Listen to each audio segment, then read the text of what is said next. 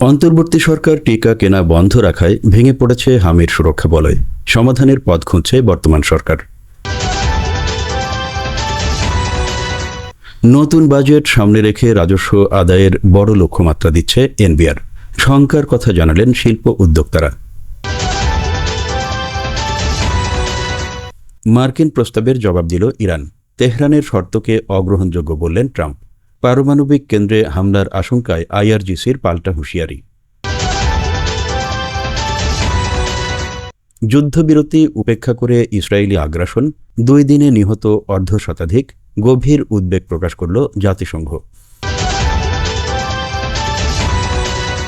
আবারও যুদ্ধবিরতি লঙ্ঘন, রুশ হামলায় নিহত 3, আহত আরও 7।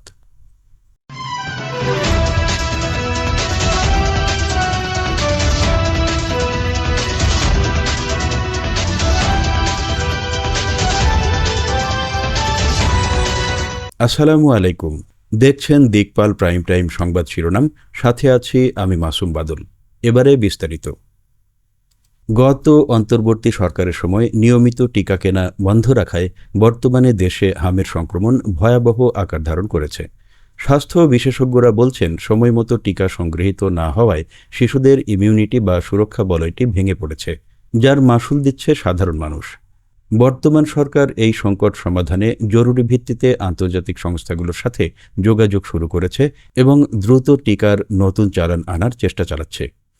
আগামী বাজেটকে সামনে রেখে জাতীয় রাজস্ব বোর্ড বা এনবিআর রাজস্ব আদায়ের একটি বড় লক্ষ্যমাত্রা নির্ধারণ করতে যাচ্ছে। সরকারের উন্নয়ন ব্যয় মেটাতে এই বাড়তি আদায়ের চাপ শিল্প খাতের ওপর পড়ার শঙ্কা তৈরি হয়েছে।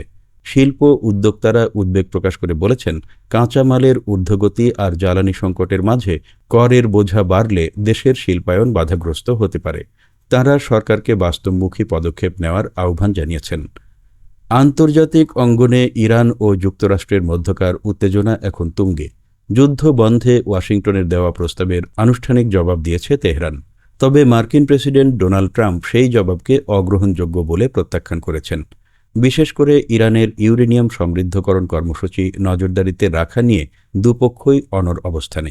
এর মধ্যে ইরানের ইসলামী বিপ্লবী গার্ড কোর বা আইআরজিসি হুঁশিয়ারি দিয়ে বলেছে, তাদের পারমাণবিক স্থাপনায় সামান্যতম হামলা হলে ওয়াশিংটনকে ভয়াবহ পাল্টা আক্রমণের শিকার হতে হবে। কাগজে কলমে যুদ্ধবিরতি থাকলেও লেবাননের চিত্র ভিন্ন। ইসরায়েলি বাহিনীর বেপরোয়া আগ্রাসনে গত 48 ঘণ্টায় প্রাণ হারিয়েছেন অন্তত 50 জন বেসামরিক নাগরিক। নেতানিয়াহু সরকারের এই ক্রমাগত হামলাকে যুদ্ধবিরতির চরম লঙ্ঘন হিসেবে দেখছে বিশ্ব সম্প্রদায়। জাতিসংঘ এই ঘটনায় গভীর উদ্বেগ প্রকাশ করে দ্রুত সংঘাত বন্ধের কার্যকর পদক্ষেপ নেওয়ার আহ্বান জানিয়েছে। সংবাদের শেষে জানাবো ইউক্রেন পরিস্থিতি। সেখানেও তোয়াক্কা করা হচ্ছে না কোনো যুদ্ধবিরতির। রুশ বাহিনীর সর্বশেষ ক্ষেপণাস্ত্র ও ড্রোন হামলায় ইউক্রেনে অন্তত 3 জন নিহত এবং 7 জন আহত হয়েছেন। এই হামলায় বেশ কিছু আবাসিক ভবন ও বিদ্যুৎ কেন্দ্র ক্ষতিগ্রস্ত হয়েছে বলে জানিয়েছে কিয়েভ প্রশাসন। এই ছিল এখনকার মতো দিকপাল প্রাইম টাইম। সবার আগে সত্য ও বস্তুনিষ্ঠ খবরের নিয়মিত আপডেট পেতে আমাদের সাথেই থাকুন। আল্লাহ হাফেজ।